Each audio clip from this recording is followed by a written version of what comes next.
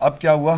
سورہ ال عمران 3 کے 97 فیہ آیات بینات مقام ابراہیم ومن دخلہ کان آمنا وللہ علی الناس حج البیت من استطاع الیہ سبیلا ومن کفر فإن اللہ غنی عن العالمین.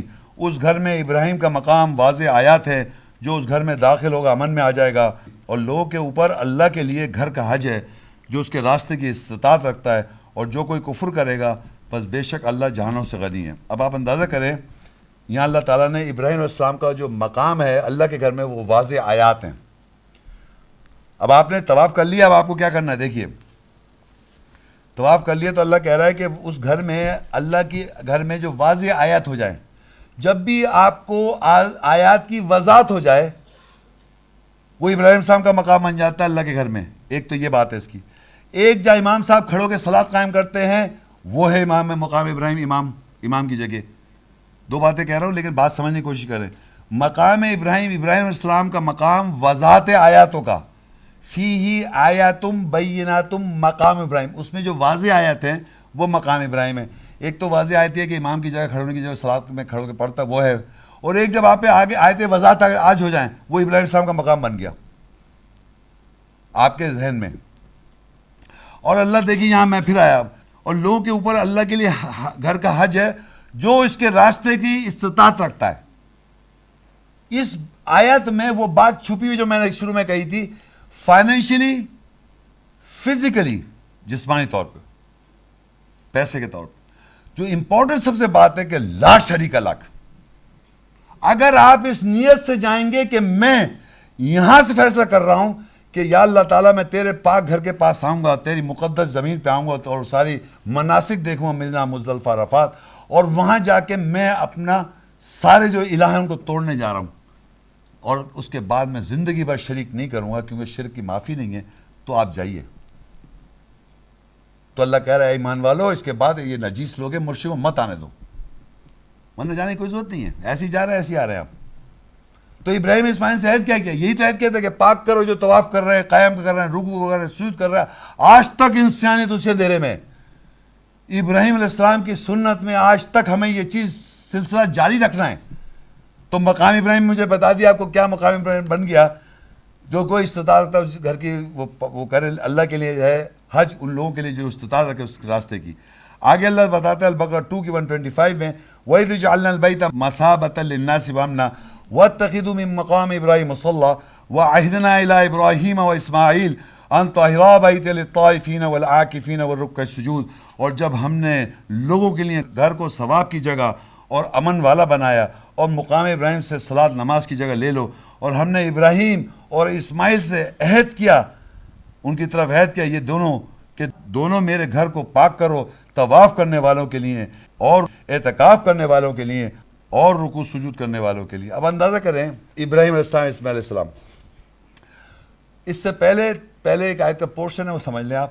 جب آپ نے 7 چکر ختم کر لیے تو تصویر میں نے دکھایا تھا شاید مقام ابراہیم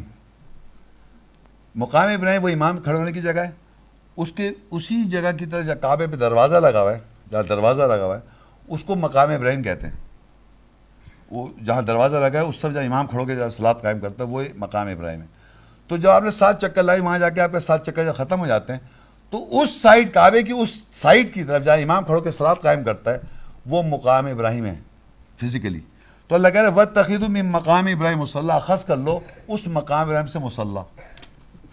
تو آپ یقین کر لیں کہ وہاں پر اس کے بعد آپ نے جب 7 طواف کر لی تو آپ کیا کریں گے؟ وہاں پر کھڑو کے 2 زور سے بولیے ذرا، نفل پڑھتے ہیں، 2 نفل. مقام ابراہیم مصلی پہ جو امام کھڑا ہوا تھا جب وہ نماز پڑھا رہا تھا وہ تھوڑی دیکھنا ہم نے. اللہ کہہ رہا ہے مقام ابراہیم سے مصلی پکڑو، اور مقام ابراہیم کے واضح آیت یہ کہ اللہ کے امام ان کو امام کہہ رہے ہیں، آپ اپنی نماز پڑھ رہے ہیں وہاں جا کے. تو آپ نے مقام ابراہیم کے مصلی، اللہ تعالیٰ نے آپ کو یہ اعزاز دیا کہ جہاں امام کھڑا ہو کے صلاۃ قائم کرتا ہے، کیونکہ ہم وہاں نہیں جا سکتے، ہم وہاں کے امام نہیں بن سکتے مسجد حرام کے، وہاں آپ کو امامت کروائی. جب آپ 2 نفل پڑھتے ہیں آپ امام ہیں. کہاں پر؟ مسجد حرام کے امام کی طرف جا کھڑا ہوا پڑھ رہا ہے آدمی، اکیلا ہو یا عورت ہو یا مرد، وہ امام ہے. بتائیے آپ، جب امام پڑھتا ہے آپ کچھ پڑھتے ہیں کیا پیچھے؟ جب آپ خود پڑھتے ہیں تو آپ امام ہوتے ہیں. معلوم ہے آپ کو بات؟ جب میں نے وہاں جا کے مسجد رام جا امام جا کھڑا ہوتا اس طرف اس ڈائریکشن میں کھڑا ہوا تو اللہ نے اسی جگہ کھڑا کر دیا مجھے جہاں پر مقام ابراہیم جہاں ابراہیم علیہ السلام کھڑے ہوئے، جہاں تب آج امام کھڑا ہوتا وہی کھڑا ہو گیا. لیکن میں نے اپنی وہاں پر بندر نما نماز شروع کر دی، اس طرح نہیں کی جیسے اس نے کی. سمجھ رہے بات کو؟ اور اس روح سے نہیں کی، اس ایمان سے نہیں کی جیسے حق تھا. تو ایسے گئے اور ایسے آ گئے. تو جب وہاں آپ کھڑے ہو رہے ہیں تو آپ کو یہ خیال رکھنا کہ یہ امام ہے، یہ واضح آیت مجھ پہ ہوئی ہیں، یہ ساری آیتیں میں تلاوت کرتا ہوں، یہاں تک لائے طواف کرتا ہوں، اس روح کے ساتھ آپ وہاں کھڑے ہو کے جب امامت کریں وہاں پر 2 نفل کے لیے تو آپ کو پتا ہو کیا پڑھ رہے ہیں، آپ کیا کہہ رہے ہیں اور کیا اللہ تعالیٰ کس طریقے سے صلاۃ قائم کر رہے ہیں. وہ طریقہ کار کیا ہے، چاہے وہ عورت ہو چاہے مرد، 2 نفل تو سب پڑھتے ہیں وہاں.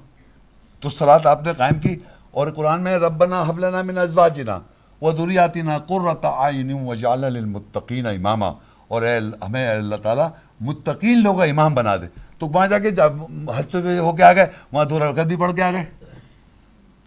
سیٹی بجانا تالی بجانا کی طرح نہیں پڑھنی نماز، مین کر کے آئے وہاں پر کہ میں صلاۃ جو قائم یہاں کرنے آیا ہوں، امام اللہ نے مجھے بنا دیا. جیسے آپ نے امامت کی وہاں پر تو امام ہیں آپ مسجد رام میں. اب اس کے بعد جب آپ نے نفل پڑھ لی تو اب آپ جائیں گے صفا کی طرف. صفا کیا ہے؟ سورہ بقرہ 2:158 ان الصفا والمروة من شعائر اللہ فمن حج البیت او اعتمر فلا جناح علیہ ان یطوف بہما ومن تطوع خیرا فإن اللہ شاکر علیم. بے شک صفا اور مروہ اللہ کے شعائر شور کرانے میں سے ہے، پر جو کوئی گھر کا حج یا عمرہ کرے اس پر گناہ نہیں کہ وہ ان دونوں کا طواف کرے، اور جو کوئی خیر کا رضاکار ہو پس بے شک اللہ شکر کرنے والا جاننے والا ہے. اب یہ صفا مروہ جو ہے یہاں پر آپ اللہ کہہ رہے ہیں، دیکھیں یہاں لکھا ہے یہ اللہ کا شعور دلاتی ہیں. شاعر اللہ، شاعر جو لفظ ہے وہ شعور سے، ان الصفا والمروہ من شعائر اللہ، بے شک صفا مروہ جو ہے وہ اللہ کا شعور دلانے میں سے. تو ہم جو اتنی آیتیں پڑھتے ہوئے جائیں گے یہ وہاں جا کے پہلے تو آپ نے یہ آیت پڑھنی ہے، پھر اس کے بعد آپ نے جو میں نے آیتیں پڑھ کے سنیں یہ پھر آپ نے صفا سے جب سٹارٹ کریں مروہ کی طرف، مروہ سے صفا، پھر یہی دعائیں پڑھیں. سمجھ رہے ہیں آپ؟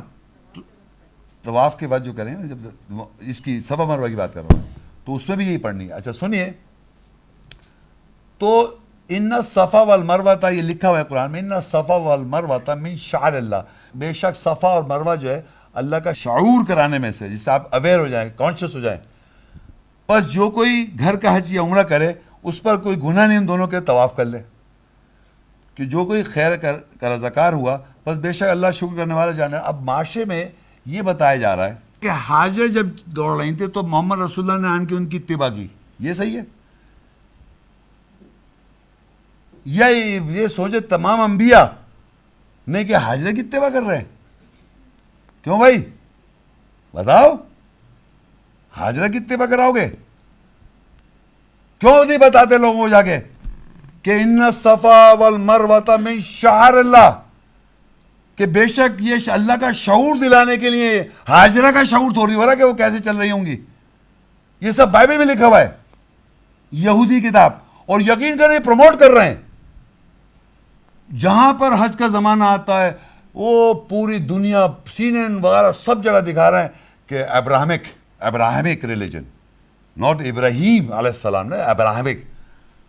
اور وہ سارے ان کے بیٹے اسحاق اور اسماعیل کو یہاں چھوڑ گئے تھے، وہ ایڑیاں رگڑ رہے تھے اور پانی نکل آیا اور جناب وہ یہاں سے دوڑ رہی تھی ادھر اور وہاں سے دوڑ رہی تھی اور ہمیں بھی دوڑانا شروع کر دیا. وہ عورتیں بھی بھاگ رہی ہیں اور آدمی بھی، بوڑھا بھی، جلدی چل رہا میں بھی چلا چلوں.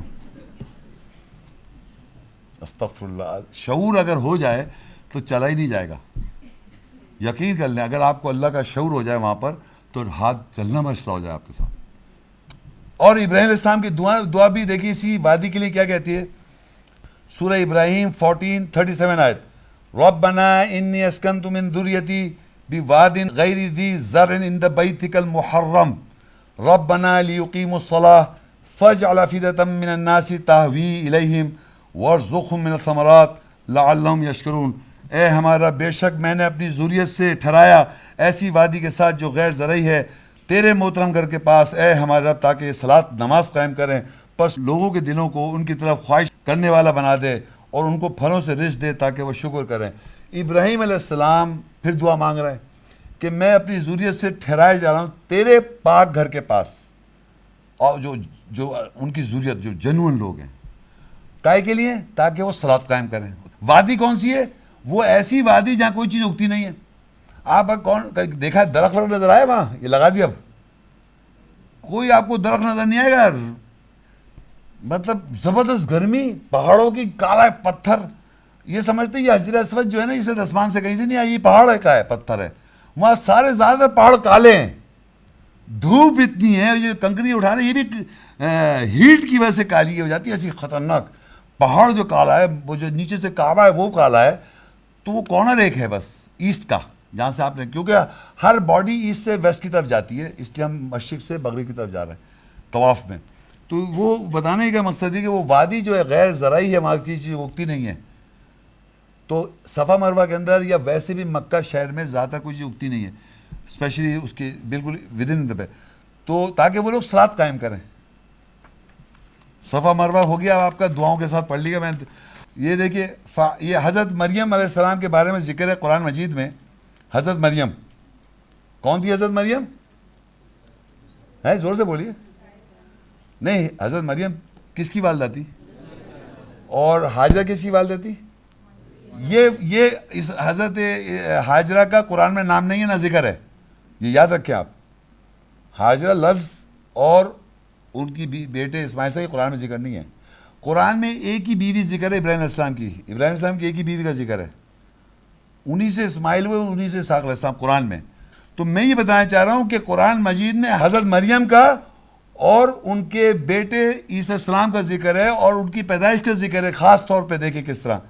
سورہ مریم 19, 22, 23, 24 فَحَمْلَتُهُ فَانْتَبَذَتْ بِهِ مَكَانًا قَصِيًّا. بس اس مریم نے اس کو اٹھا لیا، یعنی حضرت عیسیٰ السلام کو پریگننسی ہو گئی ان کی، اس کے ساتھ وہ ایک دور مقام پر چلی گئی.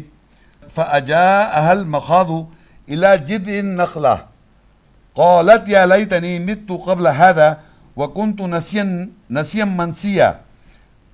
بس پیدائش کا درد سے اس کے ایک کھجور کے درخت کے تنے کے تک لے آیا.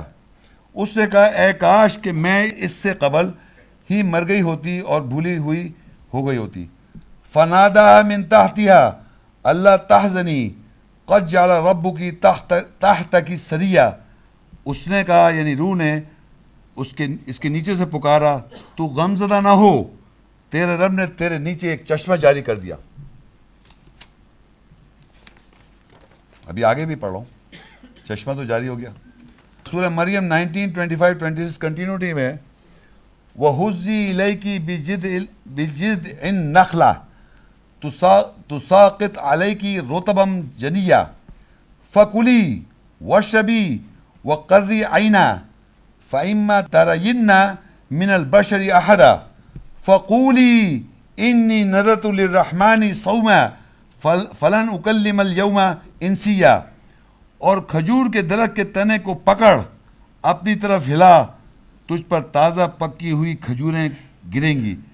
پس کہا، یعنی پکی ہوئی کھجوریں، اور پی، یعنی چشمے سے، اور اپنی آنکھوں کو ٹھنڈا کر. اور پھر اگر تو کسی بھی بشر کو دیکھے، پس تو کہے کہ میں روزہ رحمان کے لیے پابند کرتی ہوں، پس آج میں کسی انسان سے ہرگز بات چیت نہیں کروں گی. آپ اندازہ کریں، حضرت مریم، حضرت عیسیٰ السلام، ایک خاص پوزیشن پہ جا کے ان کی پیدائش ہو رہی ہے. کوئی جگہ، ایسی جگہ ہے جہاں اس کے نیچے پانی نکل رہا ہے. چشمہ جاری ہوا نہیں ہوا؟ یہ قرآن میں لکھا ہوا ہی ہے.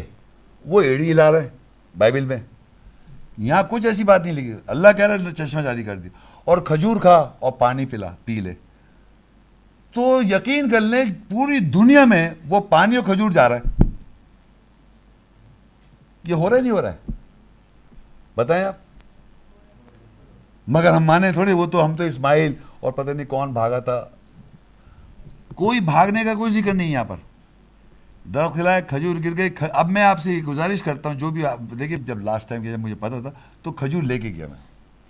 جب میں طواف کر رہا ہوں کھجور جیب میں رکھی احرام میں جہاں بھی، اور طواف کیا میں نے، پھر صفا مروہ کیا، جب میں پانی پینے گیا زمزم تو ساتھ کھجور بھی پینا، کہ دونوں چیزیں لکھی ہے. بس کھا یعنی پکی ہوئی کھجوریں، اور پی یعنی چشمے، اور اپنی آنکھوں کو ٹھنڈا کر، اور پھر اگر تو کسی یہ چیز جو ہے چلی آ رہی ہے ان کی سنت. اب آپ کہیں وہ پتہ نہیں کس کا بیٹا اور کس کی بھی پتہ نہیں کون، قرآن میں کہیں ذکر نہیں ہے. سمجھ گئے آپ؟ قرآن میں سے کہیں